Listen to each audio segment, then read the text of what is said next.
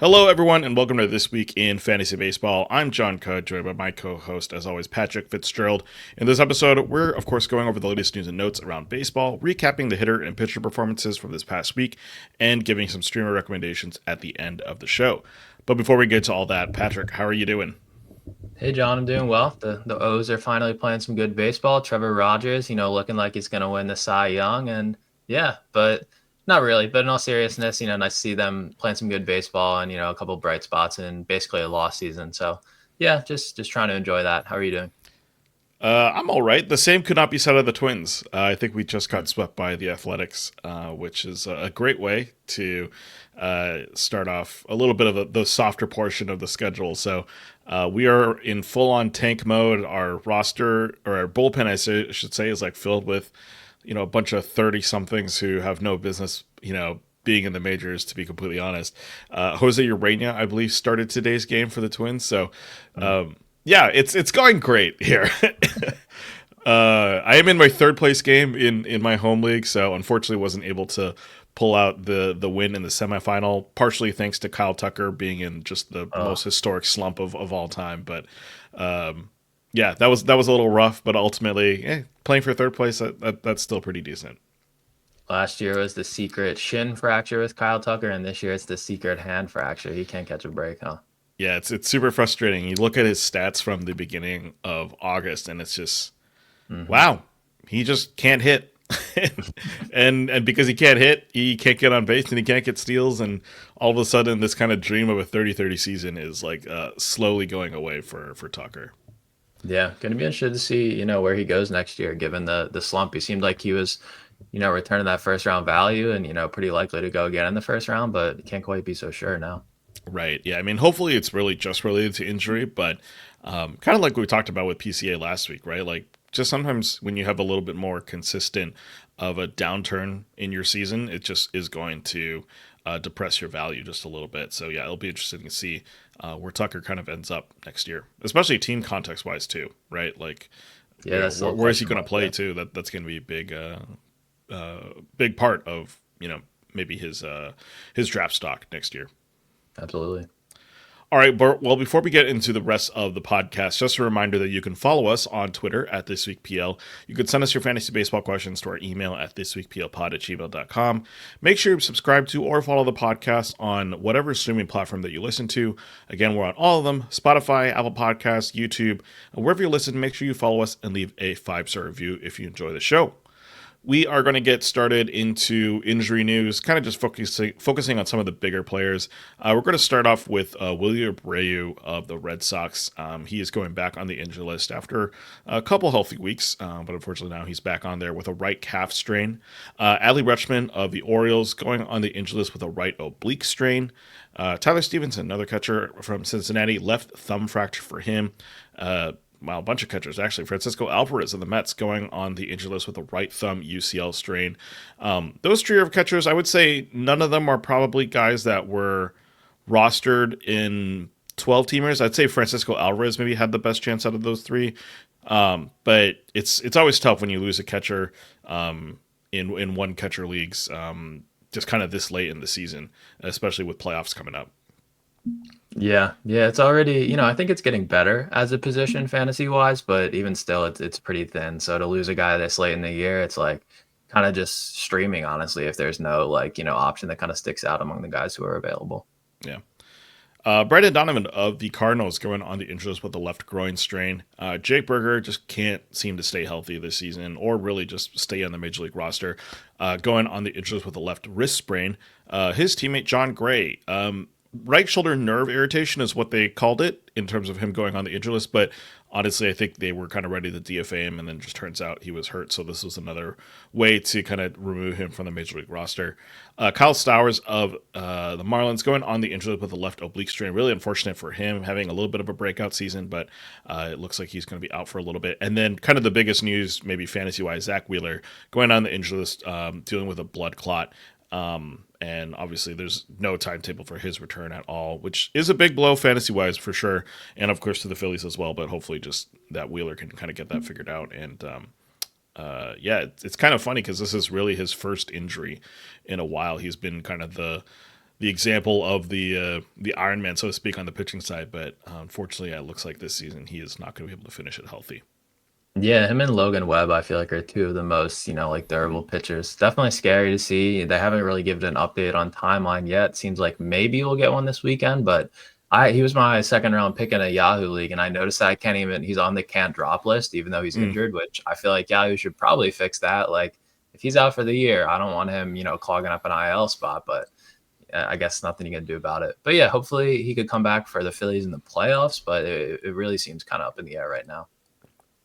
Yeah, it really feels like he's not going to be able to contribute, at least in meaningful ways, for fantasy teams. Yeah, I agree. But yeah, maybe in October we see a little bit more of Zach Wheeler. Obviously, that pitching staff has kind of been a hodgepodge of guys, and Wheeler's been the main source of good starts for them this entire season. Yeah, I mean their playoff rotation is still gonna look pretty good without him, but it would be the best one, kind of by far if he was still healthy. So it's a shame. Yeah. All right, looking at returns from the injury list, we're starting off with JP France, who was coming back from a shoulder injury. Unfortunately, he is not going to be getting a major league start. The Astros basically sent him straight to AAA. So right now, there's no meaningful reason to pick up France in a fantasy league. Bryce Miller did come back yesterday. 5 innings, 4 hits, 4 earned runs, 2 walks, and 4 strikeouts. Decent start. We'll talk about it a little bit more a little later. Jameson Taillon of the Cubs came back against the Brewers, and really good start here. 6 innings, 5 hits, 1 run, 1 walk, and 4 strikeouts. So maybe Taillon's kind of back to that early season form that we saw him in when he was basically a lock as a streaming pick, and really probably should have been on Major League roster or on a fantasy roster as well. So Jameson Taillon looking pretty good so far. Couple players coming back: Pavin Smith of the Diamondbacks, Alec Boehm of the Phillies, who we'll talk about a little bit later. Colton Cowser of the Orioles coming back from the concussion list, I believe. So all 3 of those guys, kind of fringe contributors right now on most 12-teamers and even 15-teamers. So at least they're back and maybe have a warm body for you to play in your fantasy rosters if you need them. And then Aaron Nola of the Phillies came back: 2.1 innings, 7 hits, 6 earned runs, 1 walk, 4 strikeouts. Obviously not a great appearance in his first one back from the injury list. Any thoughts about that start from Nola? Yeah, I mean it's a shame because it's been a really bad season. I was gonna say it's nice to get all these depth starting pitching options back, but Aaron Nola just feels like, I mean, you flip a coin, but honestly at this point it feels more likely than not that he's gonna hurt your ratios on any given outing. So yeah, it's hard to trust him. I mean, he looked good in rehab. The velo, I guess, was kind of in line with where he'd been this year, which is slightly down from years past. So not what you want. But yeah, I mean, it's concerning. I think he should still be rostered in most leagues just because of the volume he is capable of providing. But I wouldn't really start him his next time out. Yeah, it's kind of weird because this year felt like the year that Nola was going to kind of get rid of the odd year Nola sort of incriminations, because he was really good. But yeah, unfortunately, this stint on the injury list and now this start back kind of maybe has that characterization in doubt, even though he did have, probably 2 months of really good success this season. Yeah, I see that his next starts against Washington this weekend, which is so tempting. I don't know. I mean, he got lit up by Atlanta, which is kind of a middle of the pack offense right now. So Yeah. All right. Well, some other injury news: Kyle Bradish and Tyler Wells, both those guys with the Orioles, both completed rehab starts. Bradish should be back soon-ish. I think this is his last one, so probably early next week. yep. Tyler Wells, probably one more rehab start, so look for him to maybe return to the Major League team if they call him back up at the end of next week. But yeah, that team for sure could use some pitching. Obviously, we talked about this a little bit last week, where Eflin is now on the injury list and out for season, so they've got some space to play with on their Major League roster. Another big news here. We didn't really talk about this last week a little bit. Felix Bautista officially getting reconstructive surgery. I don't think it was Tommy John, right? Torn labrum in his shoulder. Yeah. Yeah, so he's definitely out next year. And I think the earliest we see him is the 2027 season, which is super unfortunate for a guy who was looking like one of the best closers in the game last year, and it's kind of all fallen apart, unfortunately. Some other players going on rehab assignments. Pablo Lopez of the Twins, he's starting his rehab assignment. He's pitched a He's pitched live by BP before, but I think this is his first rehab assignment. Hyesung Kim of the Dodgers, also going on a rehab assignment. Luis Garcia of the Astros, continuing his return back from Tommy John, I believe. Houston is definitely going to be pretty slow in bringing him back, but I think the success that they've seen with Christian Javier could be a good sign here that Garcia is also on the track to return this year. Rhys Hoskins of the Brewers going on a rehab assignment. Of course, for him, Andrew Vaughn's been really solid in replacing Hoskins, but Vaughn's also kind of hitting a little bit of a mini slump right now, at least in the last week or so. So I'm sure the Brewers would be pretty happy to get Hoskins back just as another bat in their order. Yordan Alvarez of the Astros finally going on a rehab assignment. Maybe this is the start of some good news for that team. Of course, he also did try to go on a rehab assignment a couple months ago, and that did not go well. So we'll see if he's able to kind of make it back to the majors this year. Unfortunately for most of your fantasy teams, probably by the time that he comes back, it's going to be irrelevant for any sort of playoff implications. Like maybe you get him in your final if you're that lucky, but yeah, that seems to be kind of the case with Alvarez right now. That at least, hey, he might be coming back by the end of this year. Some other players that are currently day to day, Vlad Jr. He's been day to day basically since Monday, so I'm kind of just wait and see to see what the Blue Jays do with him. Evan Carter and Marcus Semien both were hurt in today's game, I believe, Thursday for the Rangers, and then Jackson Merrill currently day to day as well for the Padres. Just some other news. Craig Kimbrell is signed with Houston. Of course, for them, Josh Hader recently, got hurt, and looks like he's not going to be back until playoff time. I don't know if Kimbrell really steps into any major role that you need to pick him up in your fantasy teams. Probably just sort of mid-relief or just another arm for Houston to deal with. And then because of the Adley Rutschman injury, Samuel Basallo got called up for the Orioles, and he is behind the backstop as the primary catcher right now for the O's. And I guess the other thing, maybe we'll just see, does Kyle Tucker play this week?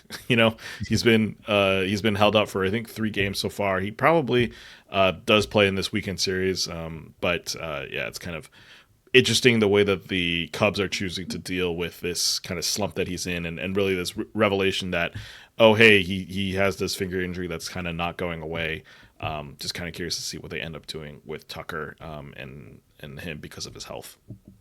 Right. It was downplayed for so long. I think it happened in early June, and they said, it's no big deal. And then it comes out this week, it's a hairline fracture. And obviously that's not going away anytime soon. Right. So I guess he's just going to gut it out. And it seems like the results are going to suffer as a result. So it's tough. And then, on the pitching side, a lot of guys just returned, and we have a lot more that are returning. I think Chris Sale is also maybe one more rehab assignment or one more rehab start away. So in terms of like all these guys, I expect, a lot of them are probably owned across almost all leagues, but Sale definitely number 1. I'd say Bradish number 2, Pablo Lopez number 3. He's probably a better pitcher than Bradish, but just a little further away. And then Garcia probably next, and then Wells. Those are the 2 guys that might be a little bit more widely available, and they're not a guarantee to have a good start, but it's nice to kind of have some starting pitching depth on your IL in case you need it during a matchup.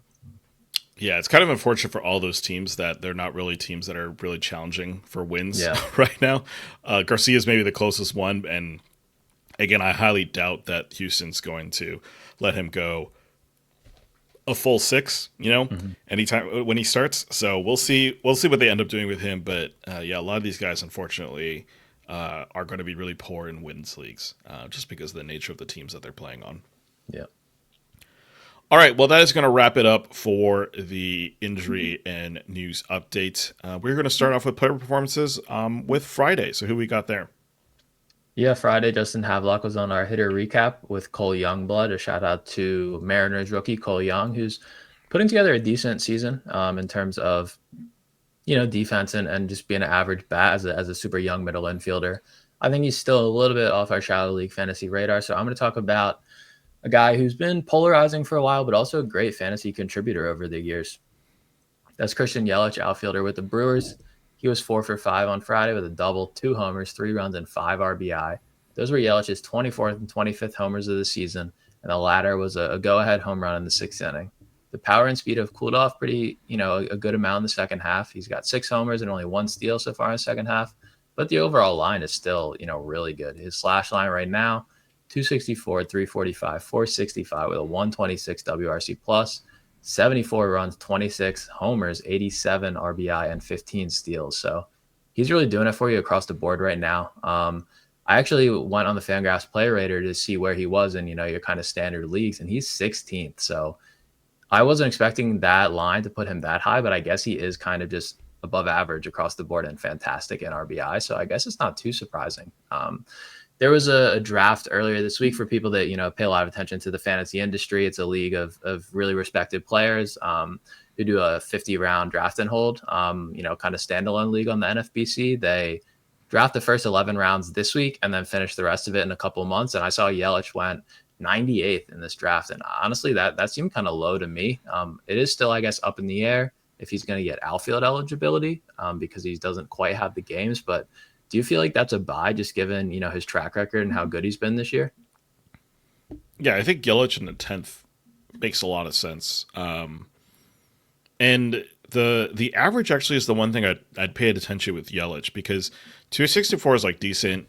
I'm kind of curious what his ground ball rates are. I'll look that up quick. But that's always been kind of the issue with him, right? It's just the fact that he just hits so many hard hit balls into the ground. And that's really hurt his average as a result. Last year, I guess, was kind of fun. He had a 315 average, only played half the season, though. Ground ball rate, let's see. Ground ball rate's actually finally gone up 58% this year. So he's at least, I don't know. Yeah, it's kind of weird, actually. The ground ball rate's gone up, and yet the average has, well, obviously the average has predictably gone down from last season, but it's kind of in line with his previous year rate. So, I don't know. I think the fact that he's contributing on the counting stat side is probably the biggest help, right? That's the thing you want to see from Yelich because even if the average isn't good, if he's hitting homers, if he's getting RBI, obviously this Brewers offense is cruising right now as well, so that's definitely helping. It feels like he's like a complete package guy, just maybe not like incredible numbers, but if he can contribute to at least 4 out of 5 categories, it feels like he should be somewhere more in the single, 5th, 6th round, maybe. Right. I guess maybe even higher. Yeah, I guess the injury risk is real, right? He's not like quite on a Mike Trout level, but he has this chronic back thing and That's true. Power. Like he's hitting more home runs this year while he's hitting less fly balls, so that doesn't quite track. His home run to fly ball rate, we define it a little differently here than I think Fangraphs, but like 99th percentile. So he's a guy who usually has a high homer to fly ball rate because when he does elevate the ball, it's with the intention of doing damage. But at the same time, anyone who's in the 99th percentile in that stat, you got to be a little concerned about regression. So maybe the power is a little overstated. And also the Brewers offense, obviously they're a super savvy team and they're getting the most out of their guys, but it is a little bit hard to believe that they'll kind of repeat, this level of performance. So it might just be like a small step back across the board for him next year. But even with a small step back, I mean, he's 16th right now. So he's got quite a ways to fall before, you'd be disappointed. Yeah. I think he should be going earlier than 98th. Is it a 15-teamer? Yeah, so it's 15 Okay, teams, so that's like six, 7th five round. Outfielders. Right, so Okay. it's 7th round. Yeah, so yeah. That's not horrible. I mean, I could see him going 1 or 2 rounds earlier than that. If this season finishes maybe with like a 270, 280 average and he gets to 30 homers and 20 steals. But no, actually, I'm kind of okay with 7th round. I think if it was like 6th, I maybe like 5th or 6th is maybe the highest I consider right now for Yelich. Yeah, it is. He's getting older, right? He's going to be age 34 season next year. You gotta. Some people like to jump off the train before the performance falls off. So I get it. Mm-hmm. So on the pitching side, going from a well-established veteran to a young, promising, I think he still has rookie eligibility. It's Hurston Waldrop of Atlanta. He was at Cleveland on Friday and got the win. 6 scoreless innings, 2 hits, 2 walks, 7 strikeouts, 14 whiffs, 28% CSW, and 95 pitches. Waldrop right now, he struggled last year when he got called up in a I think 2 starts and he had a double-digit ERA. So really tough start to his major league career, but he's kind of reinvented himself. Nick notes prismatic blast of pitches over the plate to lefties with 6 different offerings. So splitter, cutter, slider, curveball, four-seam, and sinker. I think the four-seam is four-seam / cutter. Yep. And you might be surprised that only one earned 60% or more strikes, but it was a slider that dominated with 86% strikes, 52% CSW. Carving people up. Splitter got 8 whiffs on 27 thrown, so two great secondary offerings. And then the cutter was actually featured more than the four seam and the sinker. And Nick noted that, he had two great matchups coming up after this, White Sox and Marlins.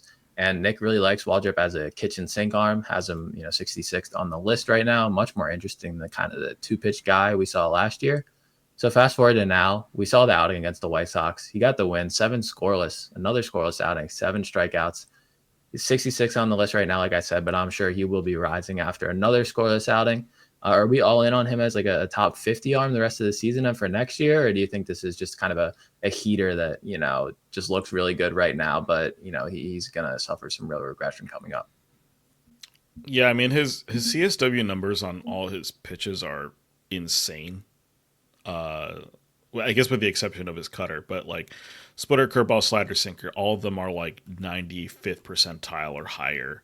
Well, I guess the curveball's only at 81 percentile, 66 percentile CSW, but like he's got a lot of really good pitches, and it's over 4 starts. So I think there's maybe a little bit of pause here to be like, okay, he's like a bona fide ace, but top 50 I think is perfectly fine. It's a really good characterization, I think.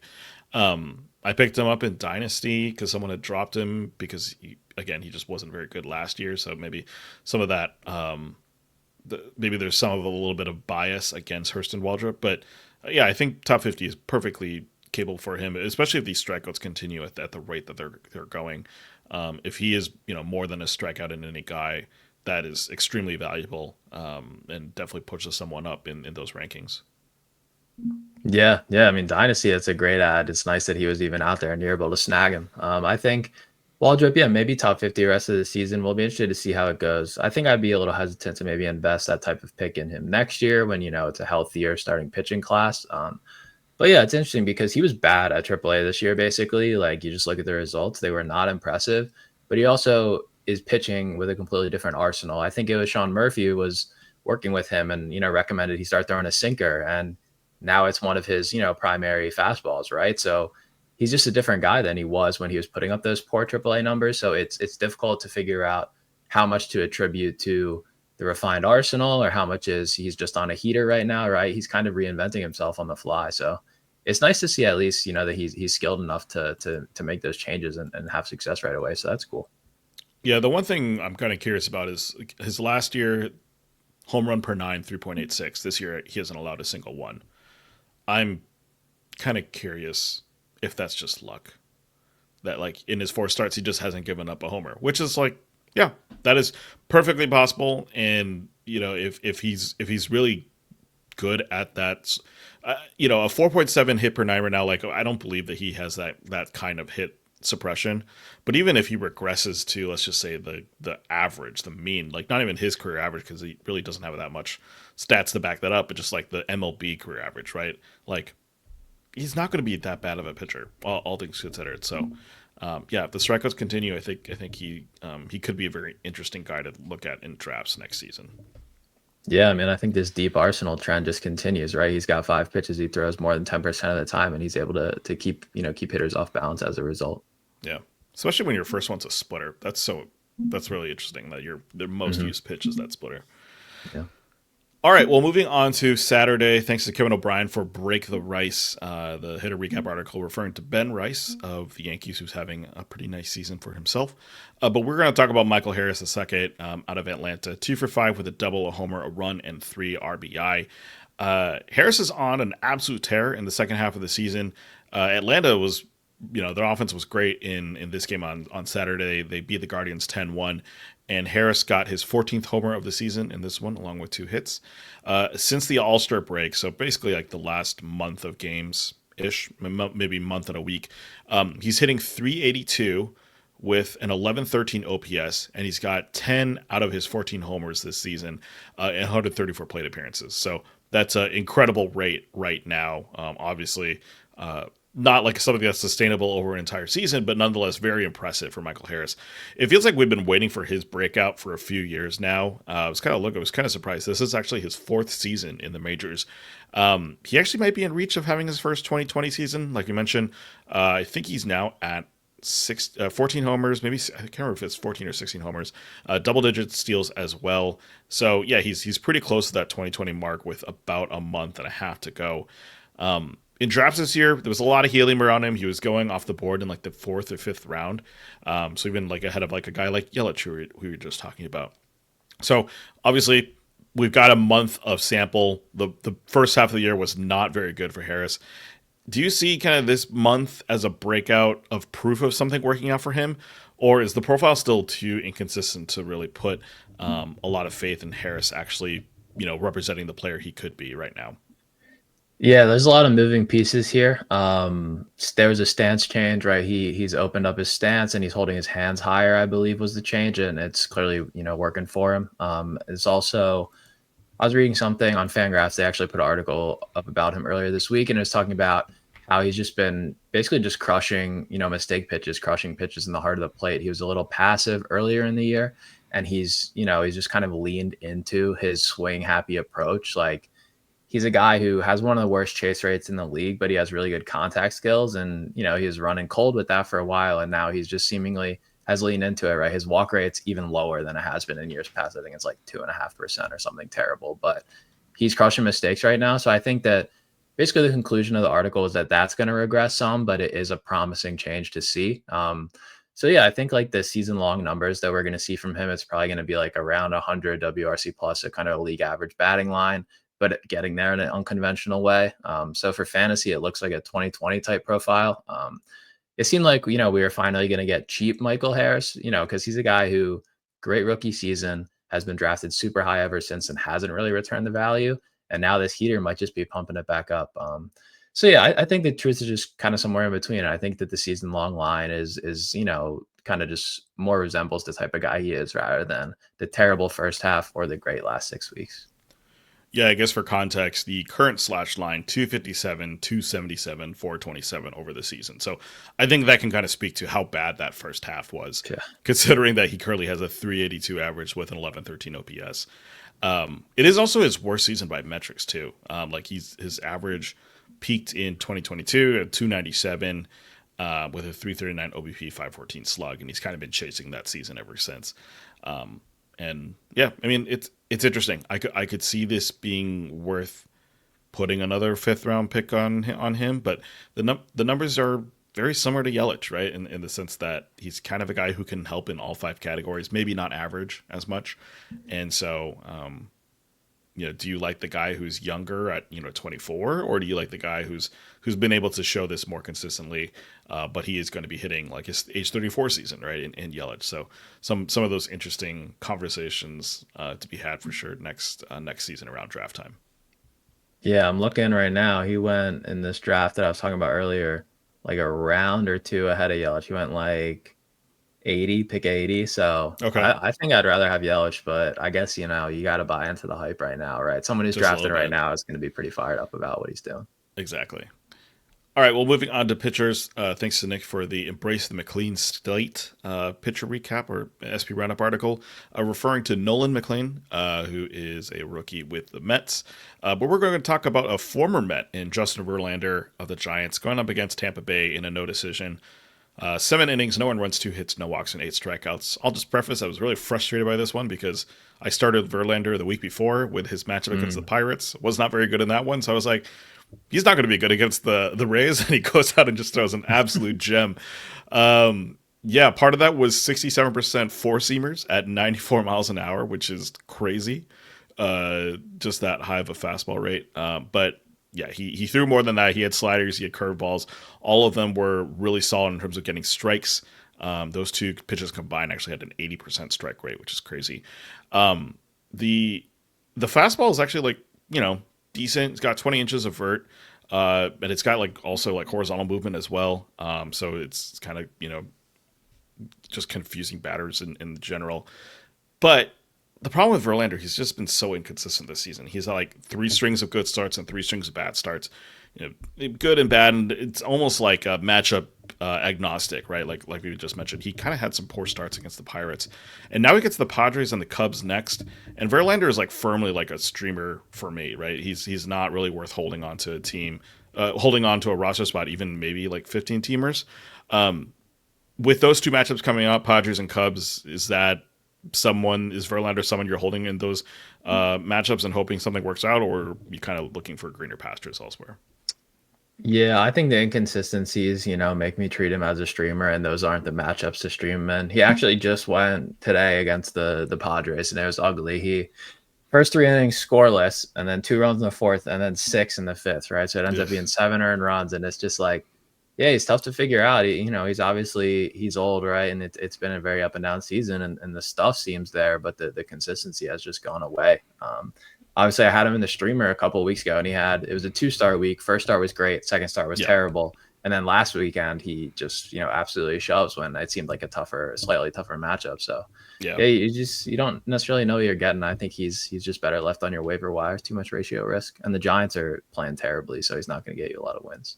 Yeah, it was kind of funny that second start against the Pirates. I think was when he got his 3,500th K, but it was just like in a bad start. So it was like, hey, he got the milestone, but it wasn't really good. So unfortunately, yeah, that's kind of the season that Verlander is having.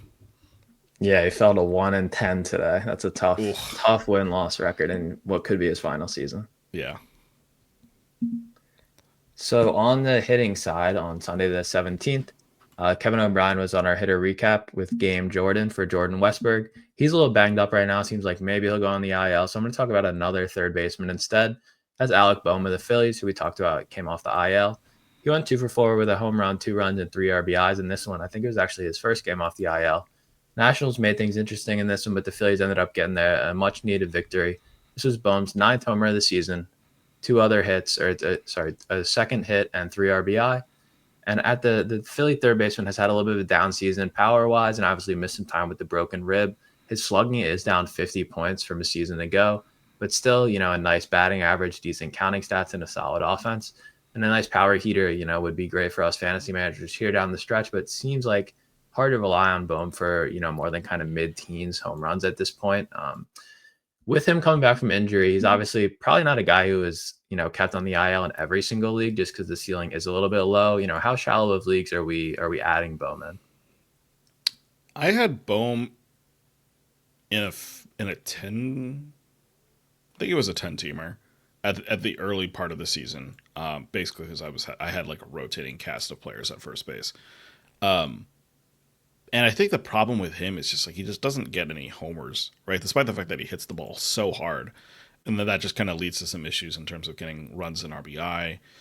But like you said, this Phillies team is like really good. And if he's sitting fourth or fifth every day in that lineup, like that's just going to be a lot of good RBI opportunities, even if he isn't hitting homers.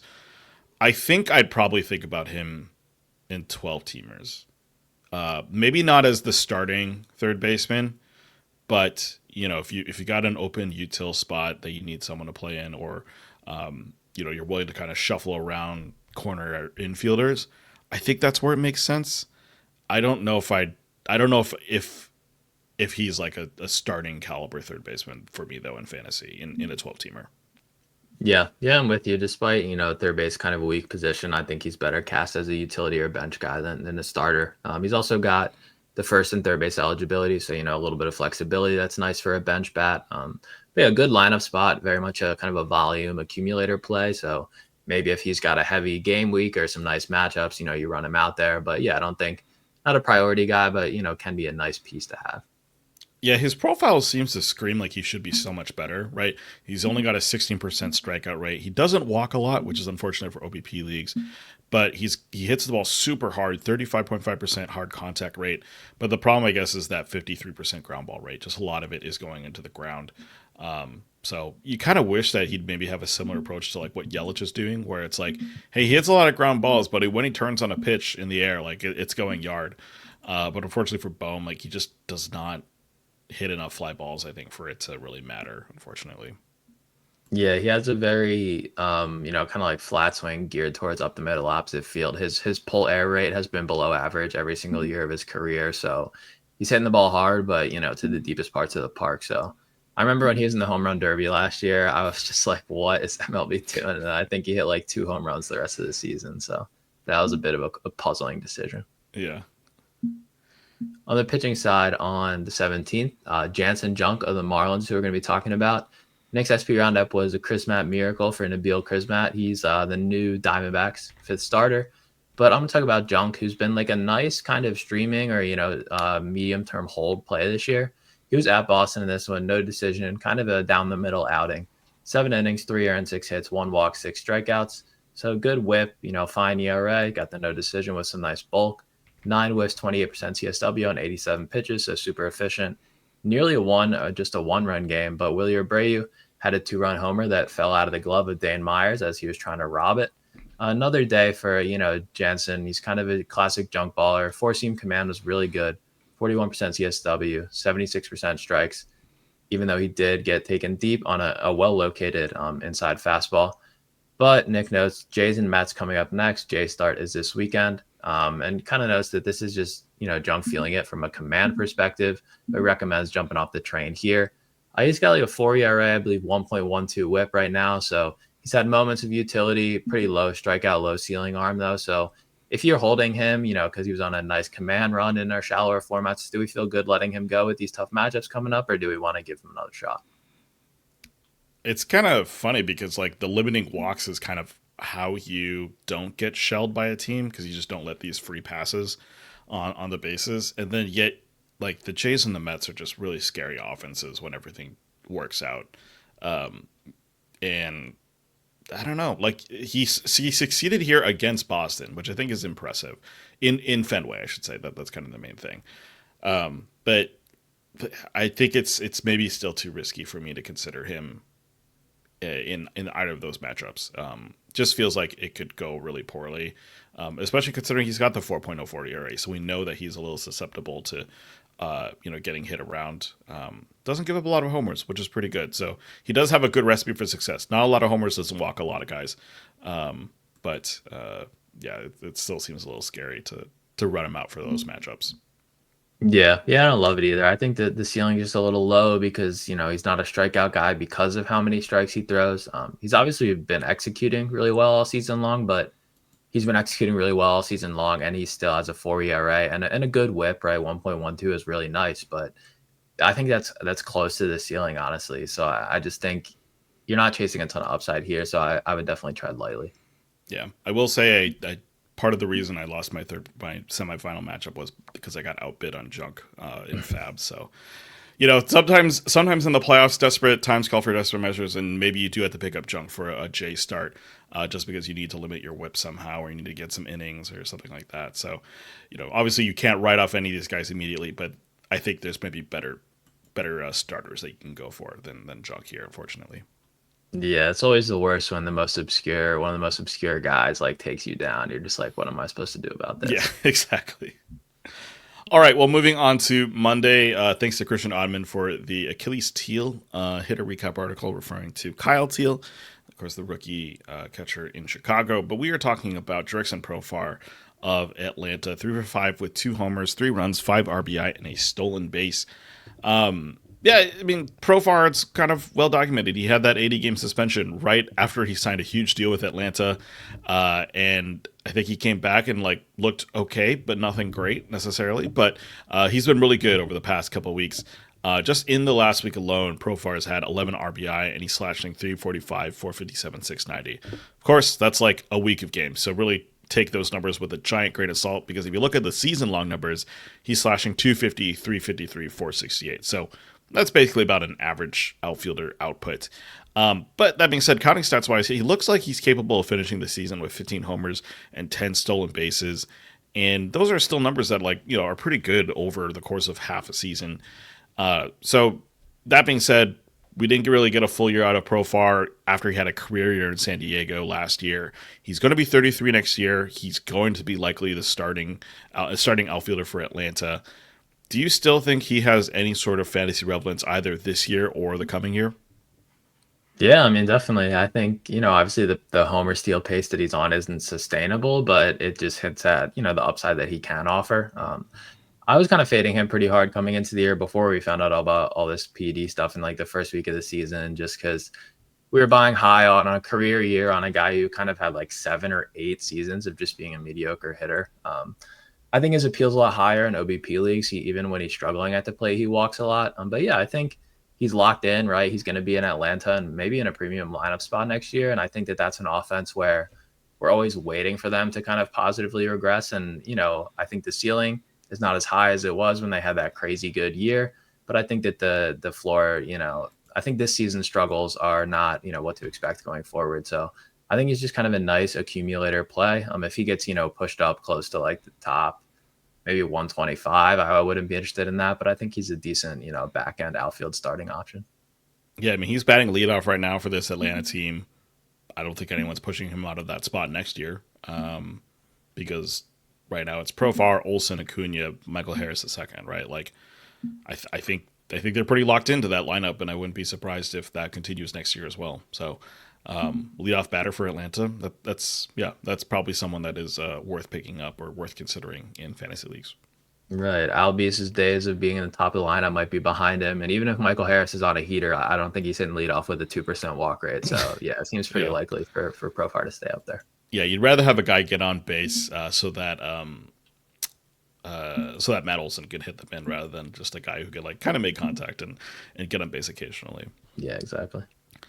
All right, moving on to pitchers. Next for this Stride and Prejudice SP Roundup article referring to Spencer Strider, who is not having the greatest year back from injury. But we are not talking about him. We're going to talk about Freddie Peralta of the Brewers getting the win against the Cubs. 6 innings, no earned runs, 1 hit, 3 walks, and 6 strikeouts.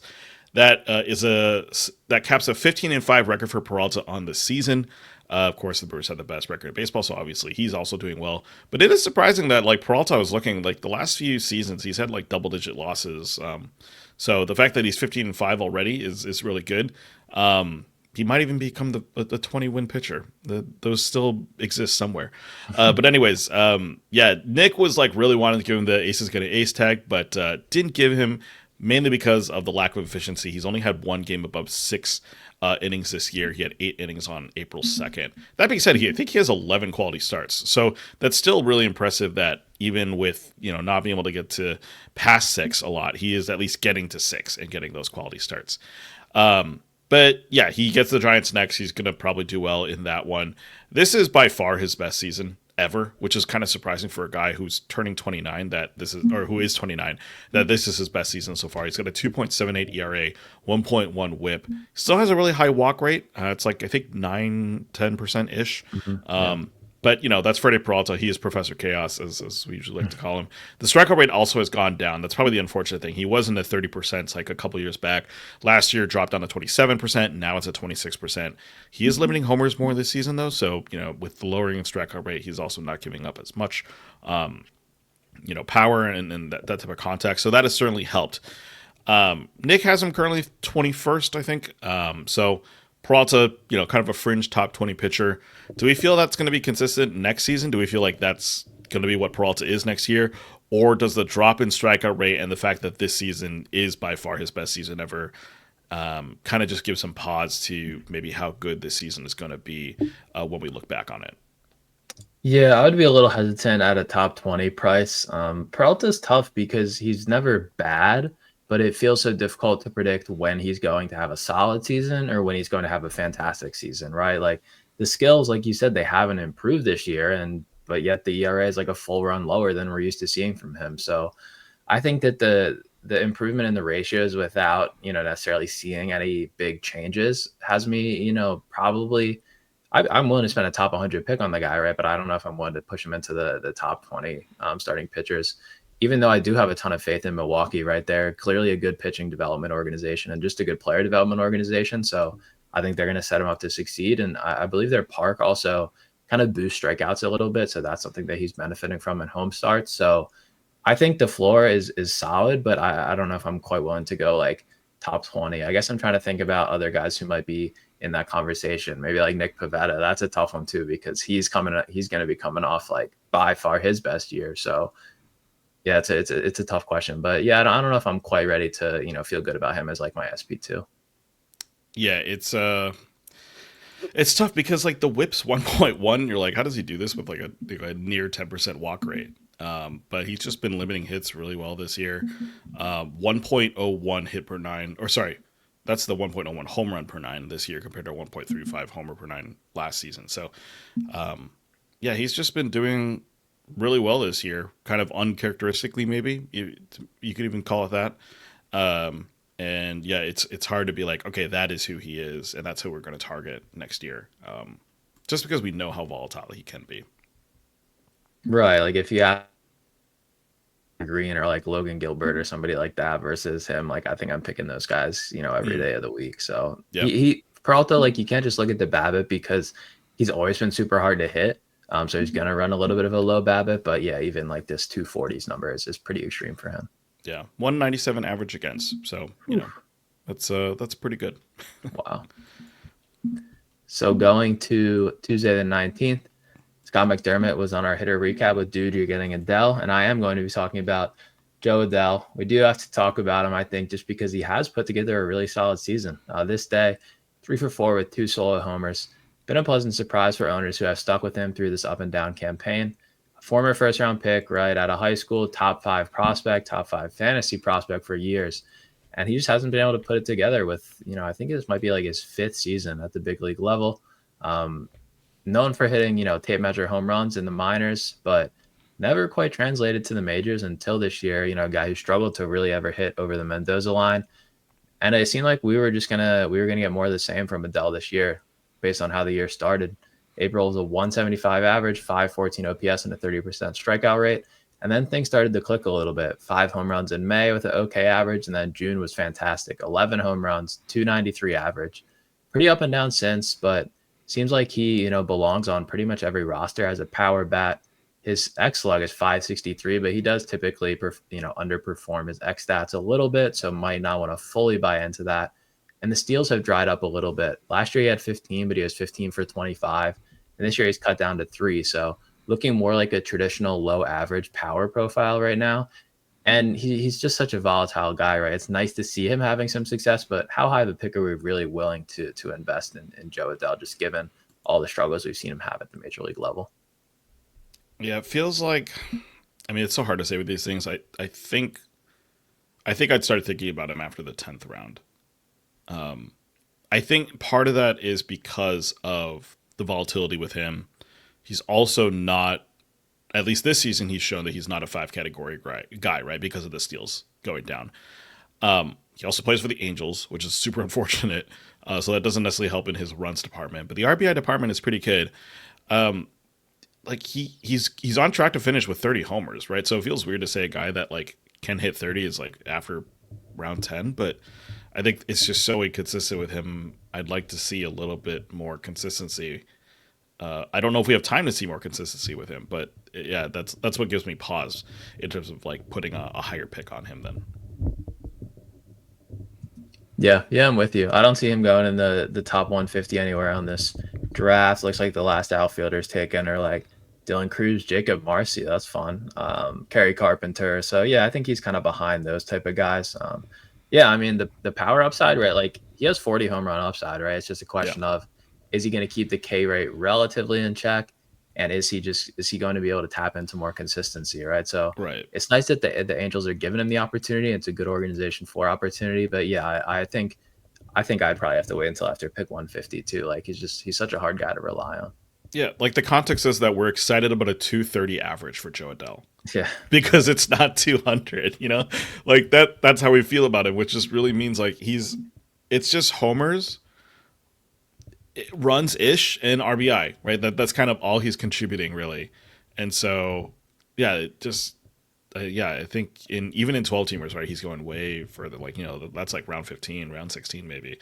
I mean, this is a guy who like is probably realistically an outfielder 3, and if you hope everything works out for him, he's like an outfielder 2, right? But he could also just be a bench dude in like a month, which is unfortunate.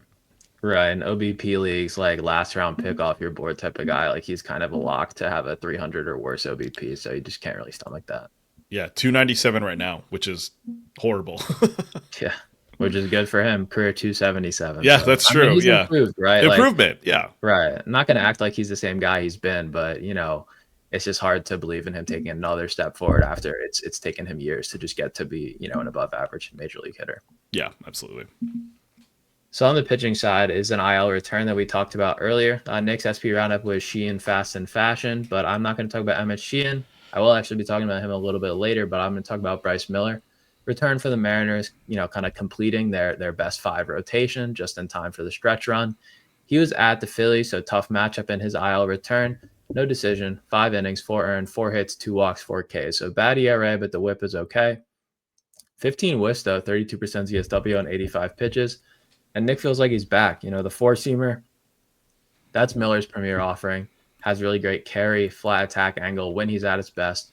Makes him really tough to square up. Although he did allow 2 long balls on the four seamer in this one, which does seem like a risk with him. Sinker was a nice pairing with the four seamer, and the slider, splitter, curve, and sweeper all kind of mixed in. So he threw 38 of those. So kind of a kitchen sink approach from Miller, which is nice to see. Nick feels like it's time to jump back in. So are we must roster and must start on Miller here down the stretch? I think so. Right. Like, especially because he's on a decent team like Seattle too. Like he's definitely a player for wins leagues. Yeah, that four seam shape is actually kind of surprising because it comes in at only like 96 miles an hour, 18 inches of IVB, which is solid, but only like 6.4 feet of extension. So it's like it's actually kind of mixed on its shape, but nonetheless, like it works out for him. And yeah, I think Bryce Miller, it just makes too much sense to not have him on your roster. Yeah, I'm with you. I think home starts, he's a must start, right? And weaker away outings. He's a guy as a Seattle pitcher, like a lot of them do, huge home road splits. So I think probably start like this. Like it's pretty easy to sit. He's at Philly coming off the IL, but I think he's at Cleveland next start. That's seems like a pretty easy start, just given a weaker matchup.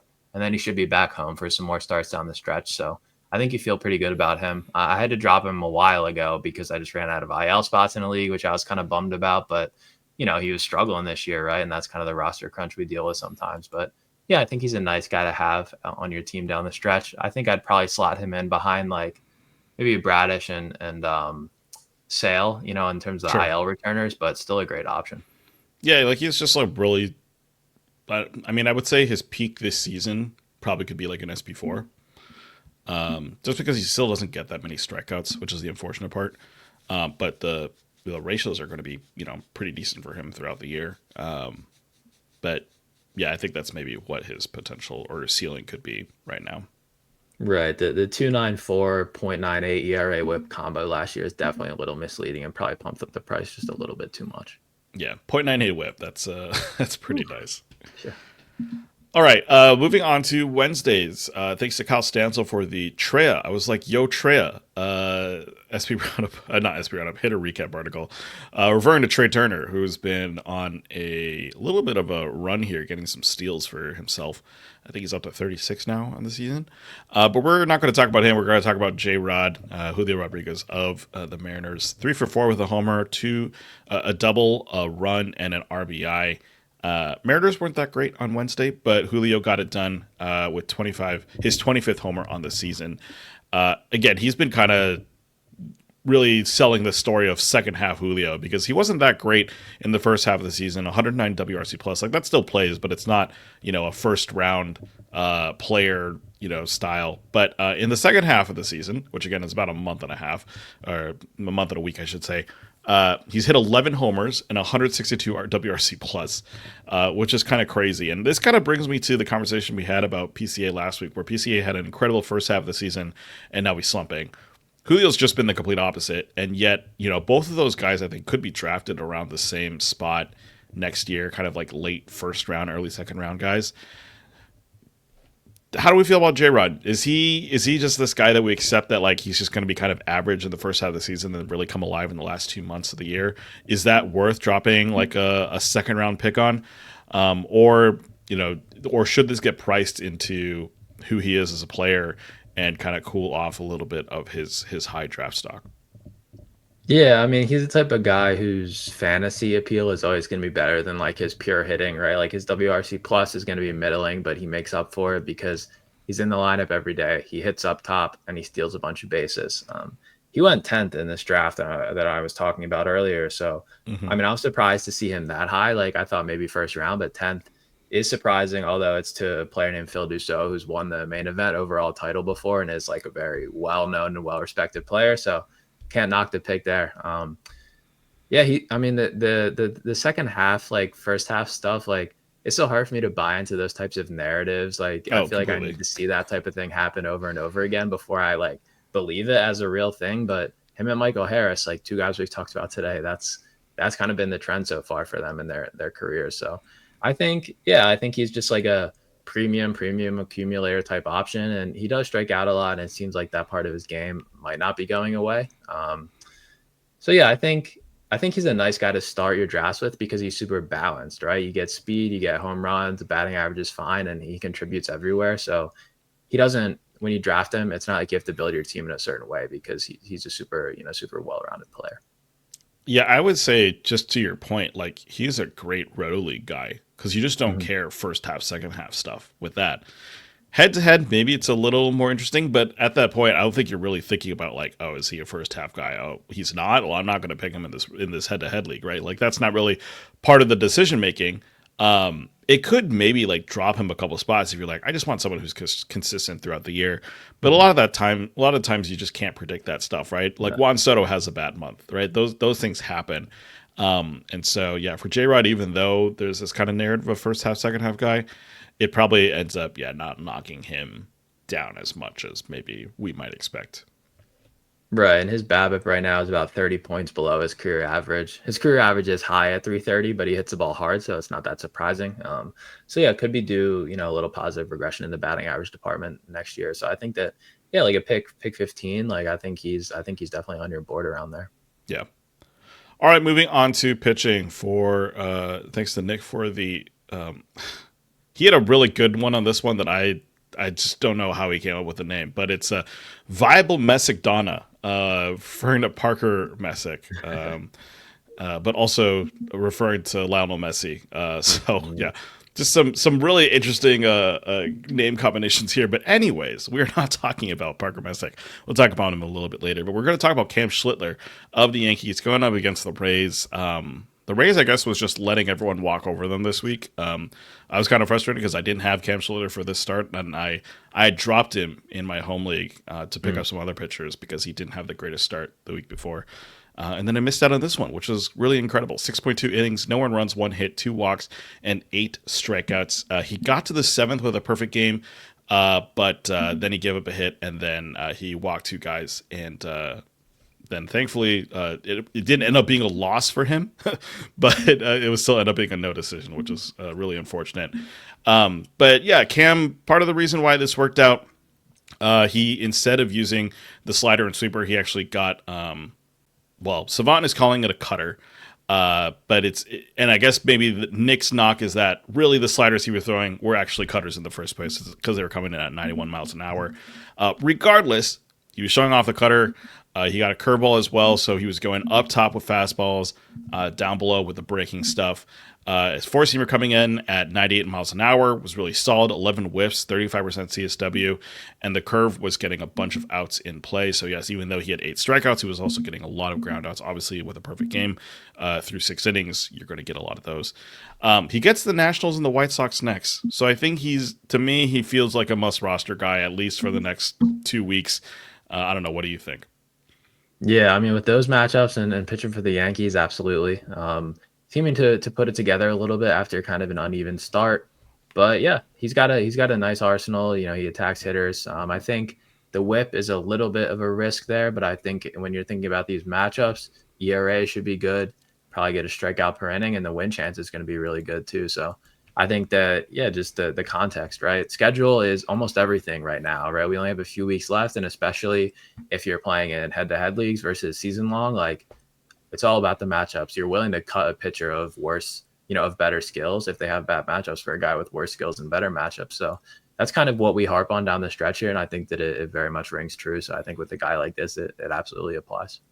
Yeah, because I think if you just look at Schlittler's numbers, they don't look great, right? A 3.2 ERA, which is solid, but then a 1.32 WHIP, a decent K rate, 25%, but then his walk rate's like 10.5%, right? So you look at all those numbers like, oh, that's you could get anything from him. But yeah, like you said, these matchups are great in terms of the Nationals, the White Sox. If you're in a wins league, obviously this is huge because it's the Yankees. If you're a quality start league, like it's a little more scary. But nonetheless, I think it's impressive at least to see from the rookie that he was able to do this early into his major league career.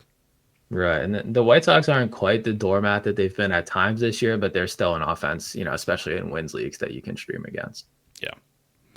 All right, well, that's wrapping up for the player performances. Let's move it on to streamers. So, yeah, Patrick, how did the previous streamers go? Yeah, so recapping one more start from 2 weeks ago, Logan Allen got his second start of the week. His first start was kind of mediocre. This one was as well. No decision, 4 2/3, 1 earned run, 6 strikeouts, and a 1.71 WHIP. So good ERA, bad WHIP. Last week, the guys I recommended, we have two who are yet to go. That's Zebby Matthews, who gets the White Sox tomorrow, and Jose Quintana, who also pitches tomorrow against the Giants. Shane Smith, he had one outing this week. It was a no decision. 6 innings, 4 earned runs, 4 strikeouts, 1.5 WHIP. Eduardo Rodriguez had his one start, no decision. 6 2/3, 4 earned runs, 4 strikeouts, 1.2 WHIP. And Nestor Cortez, first start of the week, which was the easier matchup against the Giants. 5 2/3, 4 earned, 5 strikeouts, 1.94 WHIP, and he gets the Dodgers this weekend. So scary one there. Little bit of struggles lately on the stream, so I'm going to pare down the list this week to try to get better results. First one is Emma Sheehan, Dodgers, 22% Yahoo rostership, 40% CBS, so a little higher. He gets the Reds carpet, which is of course facing the Reds at home. Great win chance and should be decent strikeouts as well. Second one, kind of on the other end of the spectrum, completely different profile. Michael McGreevy of the Cardinals, 11% Yahoo, 23% rostered on CBS. He gets a 2 start at home against Pittsburgh, which is a great matchup, and at Cincinnati, which is kind of a middle-of-the-road matchup. I've had McGreevy in a league lately, and he's just a good quality starts option. He throws a ton of strikes, but super low ceiling because of the strikeouts. I think he has probably like a 16% K rate, so he is a little bit at mercy of batted balls, but I think with these matchups, you can feel okay about it. And then Parker Messick, who was the headliner yesterday in the SP Roundup, Cleveland, 4% Yahoo, 12% CBS. And he gets a home start. He is not, I have the Guardians here. He is not facing the Guardians because he is on the Guardians. He is facing the Rays, I believe. Yep, the Rays. So team who struggled a lot on offense lately and is definitely worse away from home. So he's like a command over stuff guy, but he showed some nice stuff in his first outing and hoping he keeps it going. Yeah, it's actually been kind of nice to see Sheehan like really hold on to a roster spot. I know he's been shuttled down a little bit between AAA and the majors, but he's at least been able to kind of maintain a spot in the majors for the past couple weeks. So nice to see them kind of continue to trust him initially because he was just kind of basically a follower for Shohei for a while. And then now they're like, you know what? We actually kind of like you as a starter. And so good to see at least from him. And yeah, the facing the Reds at home is pretty nice, especially when you're Dodgers too. That's a good wins play. All right, well, that is it for the streamers. Thanks again for listening. You can find us on This Week PL on Twitter. Send us your comments and questions at thisweekplpod@gmail.com. You can find myself on Twitter at @thejohncuh, and you can find Patrick at pfitzgerald_99. If you haven't done so already, please subscribe to the Pitcher List podcast feed on Apple, Spotify, YouTube, or wherever else you listen to your podcasts, and leave a 5-star review if you enjoy the show. Lastly, sign up for Pitcher List Pro. By doing so, you can join us in the Pitcher List Discord and get advice from all the fantasy experts and writers over there. That's all for this week. We'll be back next week with another episode of This Week in Fantasy Baseball. For Patrick, I'm John, and we'll see you in the next one. Later, everyone.